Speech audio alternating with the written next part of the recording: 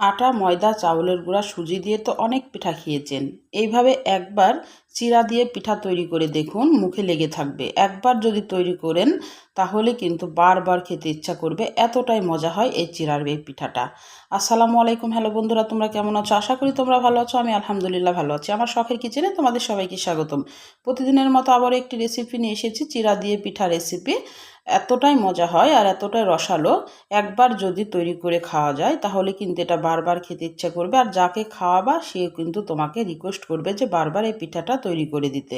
এতটাই মজা হয়। তাহলে আমি কিভাবে করছি তোমরা প্রথম থেকে শেষ পর্যন্ত দেখবা। এখানে আমি 2 মুঠ চিড়া নিব। চিড়াতে অনেক ময়লা থাকে, চিড়াটা কিন্তু ভালোভাবে পানিতে পরিষ্কার করে ধুয়ে নিতে হবে। বারবার কিন্তু পানিটা পাল্টিয়ে নিতে হবে। মিনিমাম 3-4 বার কিন্তু পানিটা পাল্টিয়ে নিতে হবে, কারণ চিড়াতে অনেক নোংরা থাকে। দিয়ে এইভাবে চিড়াটা ভালোভাবে পরিষ্কার করে নিতে হবে। আমি পরিষ্কার করে নিয়ে আসলাম। একটু সামান্য একটু 1 চামচ মতো চিড়াতে কিন্তু পানিটা রাখতে হবে। রেখে আমি এখন এই চিড়াটা 10 মিনিট ঢাকনা দিয়ে ঢেকে রেখে দিব। এই ফাঁকে আমি চিনির শিরাটা তৈরি করে নিব। এখানে আমি হাফ বাটি চিনি দিয়ে দিলাম আর হাফ বাটি পানি দিলাম। একদম সহজ নিয়ম। যে পাত্রে চিনি নেবা সেই পাত্রেই কিন্তু পানিটা মেপে দিতে হবে। যতটুক চিনি ততটুক পানি দিয়ে শুধু পানিটা শুধু চিনিটা যেন গলে যায়, আর কিছুই করা লাগবে না। এখানে 1 তার 2 তার কিছুই করতে হবে না। একটা পাতলা শিরার দরকার হবে আমাদের। দিয়ে একটু ভালোভাবে চামচ দিয়ে নেড়ে যাহা ফুটে আসবে তখন কিন্তু জালটা নিভিয়ে এটা ঢাকনা দিয়ে ঢেকে রেখে দিতে হবে সাইডে। দিয়ে পিঠেটা তৈরি করতে যেতে হবে।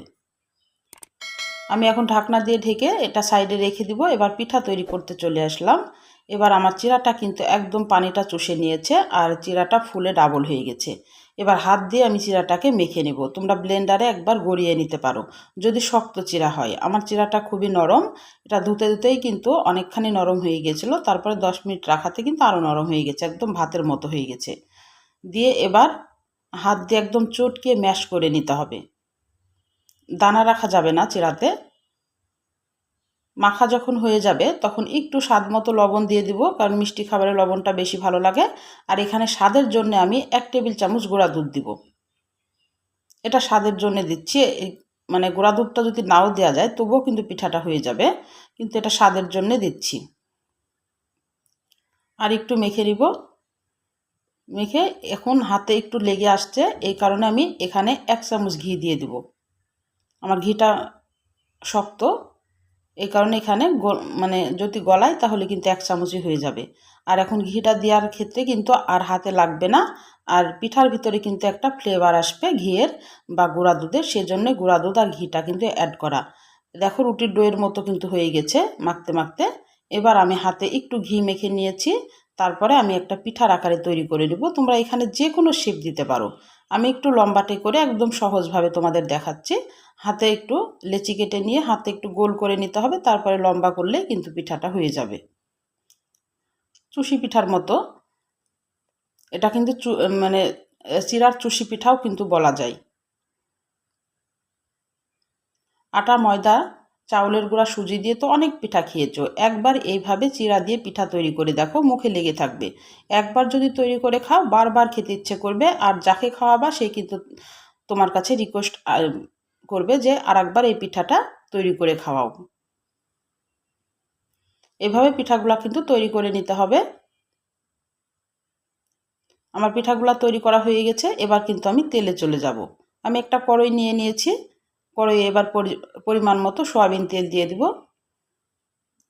তেলটা এখানে একদম হাই হিটে গরম করে নিতে হবে। তেলটা ভালো একদম খুব হাই গরম থাকে তেলটা। এইভাবে কিন্তু গরম করে নিতে হবে, তারপরে পিঠাগুলা ছাড়তে হবে। আমার সব পিঠাগুলাই ধরবে, আমি দিয়ে দিচ্ছি।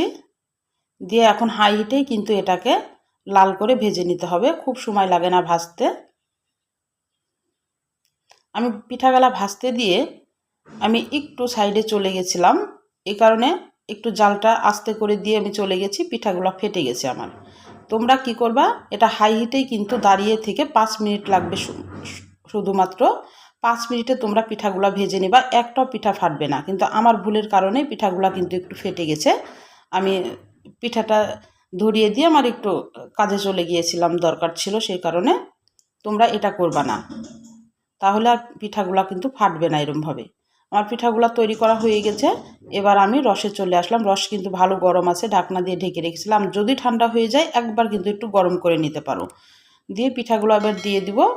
পিঠাগুলো দিয়ে একটু চামচ দিয়ে উল্টে পাল্টে কিন্তু রসটা একটু ভিতরে যেন ঢুকে, এ কারণে একটু উল্টে পাল্টে চামচ দিয়ে নেড়ে দিতে হবে। দিয়ে এখন আধা ঘন্টা কিন্তু আমি এটাকে ঢাকনা দিয়ে ঢেকে রেখে দেবো, তাহলে কিন্তু রস টেনে একদম টুপটুপ করবে।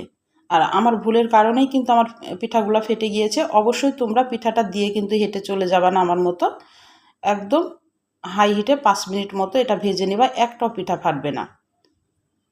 দেখো রস খেয়ে কিন্তু সম্পূর্ণ রসটা টেনে নিয়েছে আধা ঘন্টার ভিতরে। দেখে বুঝতে পারছো। আমি একটু উপর থেকে তিল ছিটিয়ে দিচ্ছি। তিল ছিটিয়ে দিলে তিলটা কিন্তু মুখে পেলেও কিন্তু পিঠাটা খেতে ভালো লাগে। তাহলে আমার রান্নার যদি কোনো অংশই তোমাদের ভালো লাগে, প্লিজ আমার চ্যানেলটাকে সাবস্ক্রাইব করে দিও, একটা লাইক দিয়ে রান্নাটা দেখা শুরু করো, ছোট্ট একটা কমেন্ট করে জানাই আমার রান্নাগুলো কেমন লাগে। পাশে থাকা বেল আইকনটা প্রেস করে দিও, আমি যখন এরকম নতুন রেসিপি তোমাদের মাঝে হাজির করব তোমাদের কাছে যেন আগে ভিডিওটা চলে যায়। দেখো কীভাবে একদম গলে গেছে। তাহলে আজকের মতো বিদায় নিচ্ছি, আল্লাহ হাফেজ।